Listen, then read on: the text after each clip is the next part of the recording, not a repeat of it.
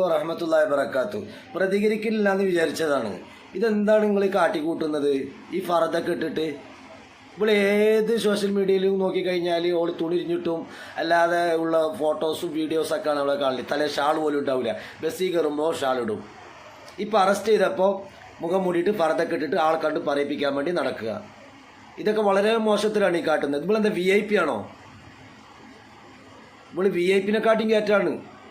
കാറിലൊക്കെയാണ് arrest ചെയ്ത് കൊണ്ടുപോവുക. ഒരു ചെറിയൊരു കുറ്റം ചെയ്ത് കഴിഞ്ഞാൽ എല്ലാവരും പോലീസുകാർ കൊണ്ടുപോകണ ജീപ്പിലകത്താ. ഇതെന്താ സംഭവം? എന്താ ഇതൊക്കെ വളരെ മോശത്തിലാണ്. പോലീസുകാർക്ക് എന്താ ബുദ്ധിയില്ലേ? ഈ വീഡിയോ നിങ്ങൾ കണ്ടു നോക്കിയൊക്കെ.